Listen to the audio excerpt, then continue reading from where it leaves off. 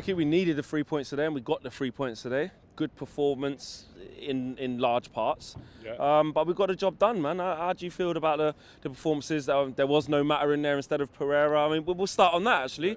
Yeah. What did you make of Pereira, actually? Pretty poor, I thought. Pretty poor. Yeah. I said this the other night, and what's happened again today is Lingard has come on for Pereira. Yeah. None of them are in Matta's class, not anywhere near. And since you've started by saying Matta, I noticed a comment from Ollie from his press conference, I think it was. I didn't see the press conference, but I think it was from the press conference. Apparently he said that Matta did well the other night because he does better when he's surrounded by winners. Have you seen that comment? No, I didn't see that. Yeah, well, it's there. Is that what he said? Yeah, when he's surrounded by winners. Yeah. Now, for me, when he says winners, it's a euphemism for good players. Yeah.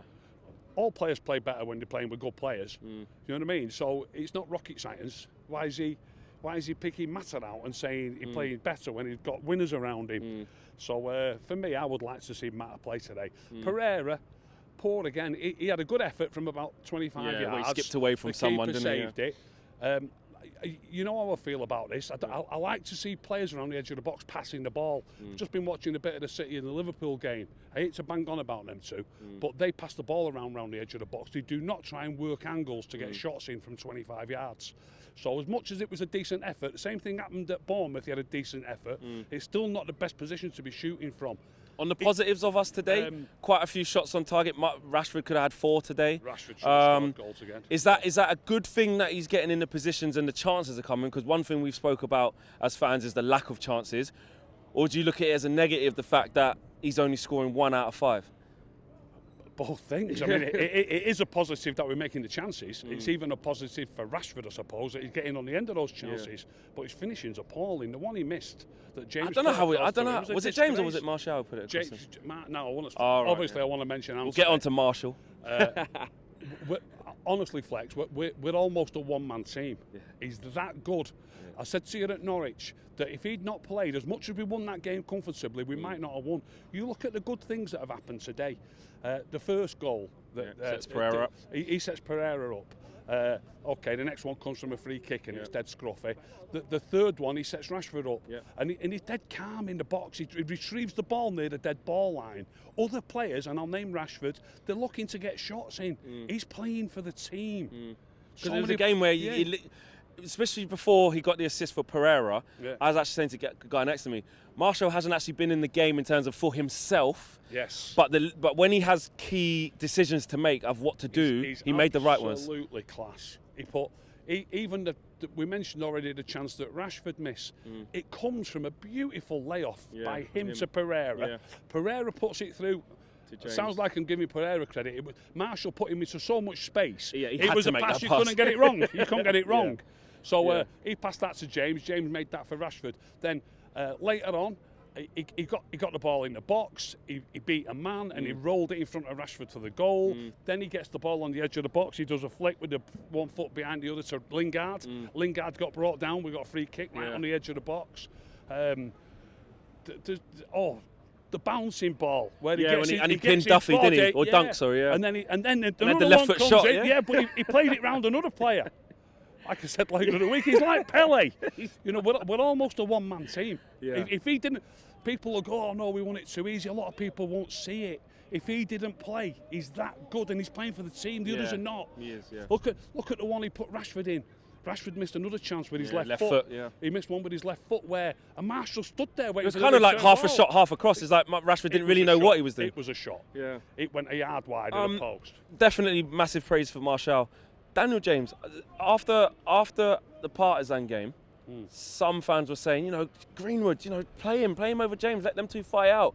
Are we seeing why Ollie is going, James is my guy right now? James is class. Yeah, he's not as good. Constant threat. He's class. We need players in the team who are getting at that level. And James, I was about to say he's not far behind Marshall. He's a million miles behind Marshall. That's how good Marshall is. But James is the next one. He's the next best player. Constant threat, up and down.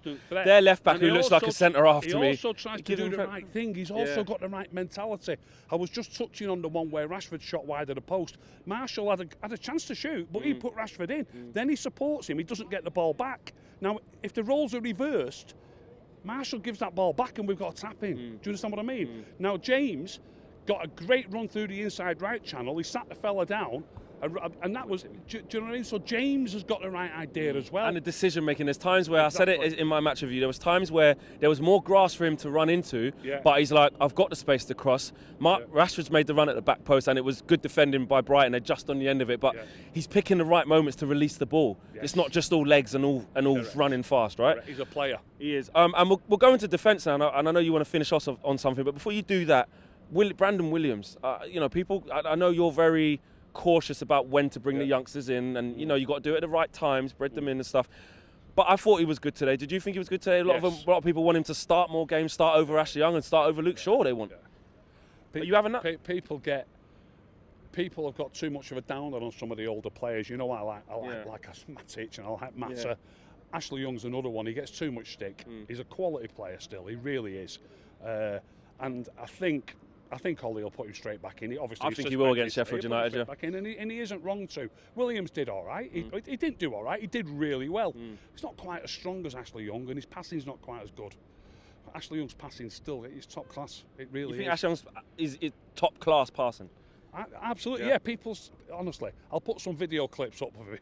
And he will do it. He will do it. You know, Ashley Young's passing is. I did that from the Bournemouth game. Yeah. Somebody was telling me that Ashley Young's passing was poor. He played one ball over the top with backspin to Greenwood when Greenwood come on. It was unbelievable. So we still got that in the locker because he's a season pro. So for you, yes. So for you, you know, it's probably Young's got to come back in, but Brandon Williams did great. Good future ahead of him for you. Do you think he can play? So from what I've seen now, Ahead of Shaw. You know, Shaw's got to come back. Should Brandon Williams be second in command then? Third choice, man. He might be third choice. And to finish off, you know, I know you want to talk about Chris Smalling or to finish off quickly. A little bit about the centre backs generally. What I've noticed. When last season, when Smalling and Lindelof were together, Smalling played like the right-sided centre-back and Lindelof played the left-sided centre-back. And at the time, people were raving about not just the partnership, and also that Lindelof was coming on a treat, right, which he did. I mean, a lot of people who didn't like Smalling, think about this. You know, we won in Turin, it was Smalling and Lindelof. We won in Paris, it was Smalling and Lindelof. We drew 0-0 here with Liverpool, it was Smalling and Lindelof. We just played Liverpool the other week. We played with 3 centre-backs. He didn't deem it necessary to play with 3 centre-backs last year when he had Smalling and Lindelof playing there.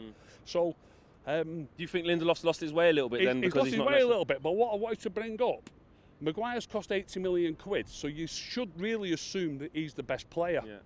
I think when Smalling and Lindelof were playing, Lindelof wanted to be left-hand side and Smalling wanted to be right-hand side, and that's how it worked. Since these come in, Maguire's playing left-hand side centre-back and Lindelof's playing right-hand side. So now, if they both want to play on the left-hand side, shouldn't Maguire, who's the £80 million player, be playing on the right? And Lindelof should still be playing left. Now, I noticed during the week, obviously, he gave Rojo a game during the week. Rojo's obviously completely left-footed. So this week, during the week, Maguire switched to the right again and Rojo played left. So I'm just wondering why Maguire's not playing right and Lindelof left. So basically, is he as adaptable as he should be for 80 million? I don't really know, but I'm just a bit surprised that it appeared to me that Lindelof was better on the left. Maguire's an £80 million player. I think he should be playing on the right and Lindelof on the left. When he was playing with Smalling, it was Smalling on the right. Quick one about Smalling, it really is my last one. I've noticed that United have asked Roma for 17 million quid. Have you read that? Yeah, I've read that. United have asked Roma for 17 million quid. Now, they've let him have him for one season for 2 million quid. How does that equate?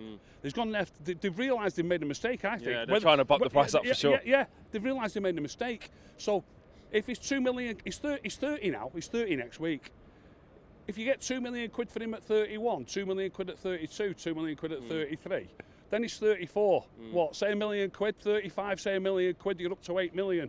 If he's still there for age 36, $500,000, 8.5 million. They're asking for double what they should be asking for. Going off their price. It's because, like you said, they've made gone a mistake and they've realised they've made a mistake. Okay, fair enough. Food for thought there. What do you guys think about the Lindelof situation with Maguire? Should Lindelof be playing on the left side? And Maguire, 80 million, should he be more adaptable? But today, we've obviously won the game and you're happy about that, aren't you? Over the moon. Nice one, Rick. See you at Sheffield United. Nice one.